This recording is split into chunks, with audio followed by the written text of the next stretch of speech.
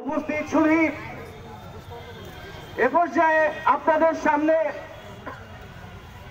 Rally পরবর্তী সমাবেশে বক্তব্য রাখবেন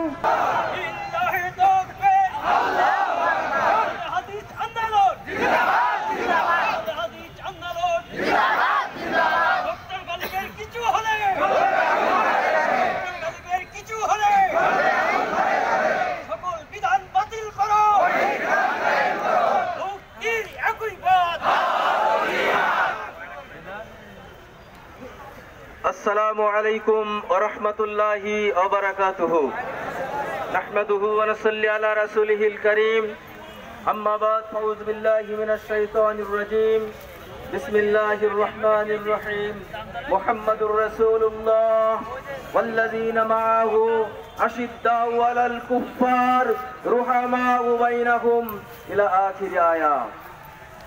আল হাদিস আন্দোলন বাংলাদেশের কেন্দ্রের পক্ষ থেকে সারা বাংলাদেশ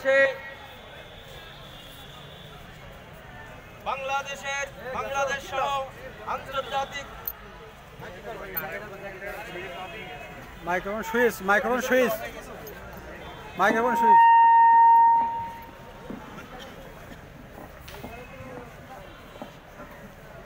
আন্তর্জাতিক একটি জঙ্গি সংগঠন ইসকন কর্তৃক সারা দেশে খুন ধর্ষণ অপতৎপরতা চলছে। ইতিমধ্যেই আলেম ওলামাদেরকে প্রাণনাশের হুমকি দিচ্ছে দেশ বরেণ্য আলেমে দ্বীন আল হাদিস আন্দোলন বাংলাদেশের আমিরে জামাত প্রফেসর ডক্টর আসাদুল্লাহ আল গালিব স্যারকেও ইতিমধ্যে প্রাণনাশের হুমকি দিয়েছে। এই চরমপন্থী সন্ত্রাসী সংগঠনের নিষিদ্ধ ঘোষণার দাবিতে সারা বাংলাদেশে আল হাদিস আন্দোলন এবং অঙ্গ সংগঠনের পক্ষ থেকে কর্মসূচি চলছে। যতক্ষণ পর্যন্ত এই সন্ত্রাসী সংগঠন নিষিদ্ধ ঘোষিত না হবে ততক্ষণ পর্যন্ত বাংলাদেশের 4 কোটি আহলে হাদিস এবং তৌহিদি জনতাকে নিয়ে রাজপথে আমরা থাকবো ইনশাআল্লাহ।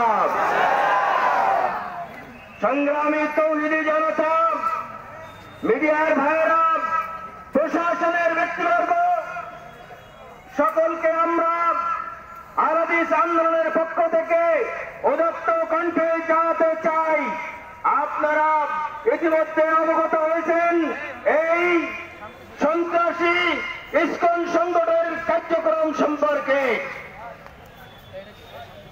26শে নভেম্বর 2024 সালে যখন এই সন্ত্রাসী সংগঠনের সন্ত্রাসী নেতা চিন্ময়কে গ্রেফতার করা হলো চট্টগ্রামের আদালত প্রান্তরে জনকীর্ণ ওই আদালতের চত্বরে অ্যাডভোকেট সাইফুল ইসলাম আলিফকে নৃশংসভাবে এই সন্ত্রাসী ইসকনের কর্মীরা হত্যা করেছে প্রকাশ্য দিবালোকে।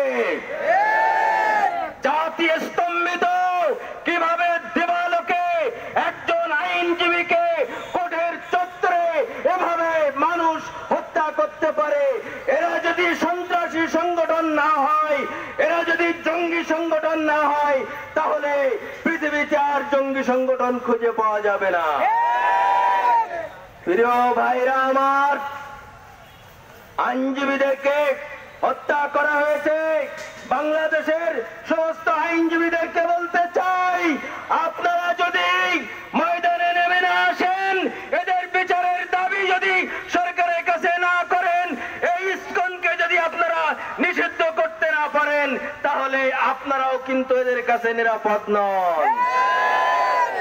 ভাইরা আমার, শিক্ষার্থীদের কথা বলবো, প্রকৌশল বিশ্ববিদ্যালয়ে যারা চান্স পায়, যারা লেখাপড়া করে, তারা এই জাতির সবচেয়ে ক্ষুরধার মেধা সম্পন্ন, তারা এই জাতির সম্পদ।